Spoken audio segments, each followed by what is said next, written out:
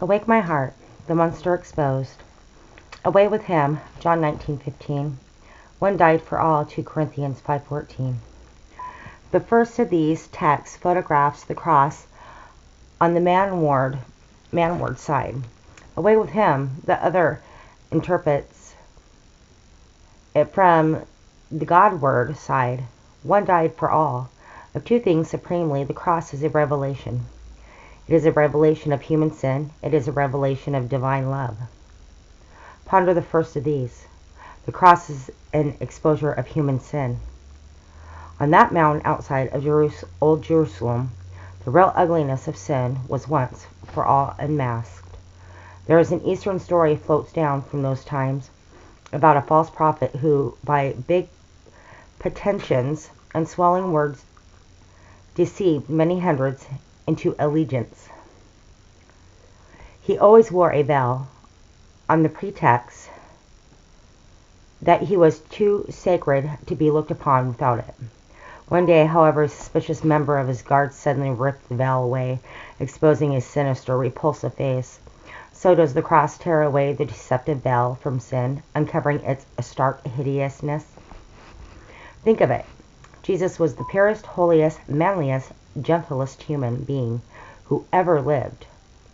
He was the most guileless, gracious, virtuous, inoffensive, generous-hearted man who ever breathed.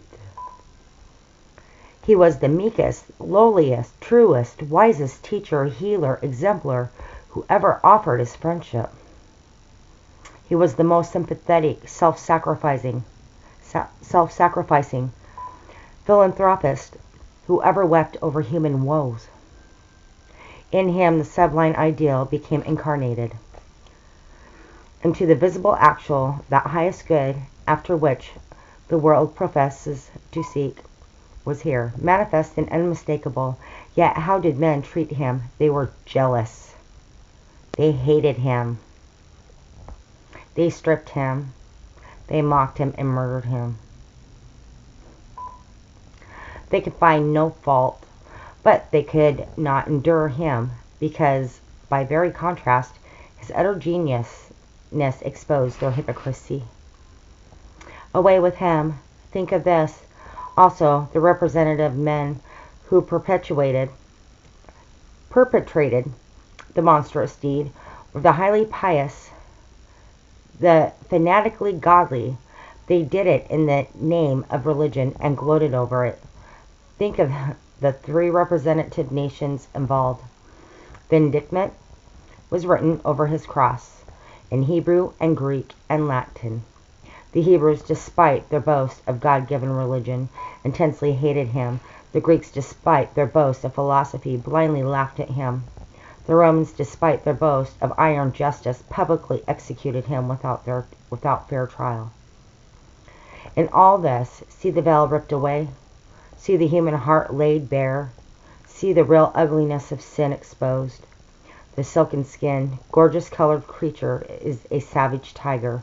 The serpent which beguiled Eve was not the writhing reptile of today.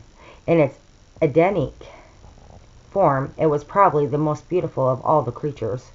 That was why Satan entered and used it. Eve's surprise that it now spoke with a human voice only increased her admiration of it. But the murderous sin inside that elegant form was that same evil thing which nailed Jesus to the cross. Oh, let me see and learn. Let me watch and pray against this monster.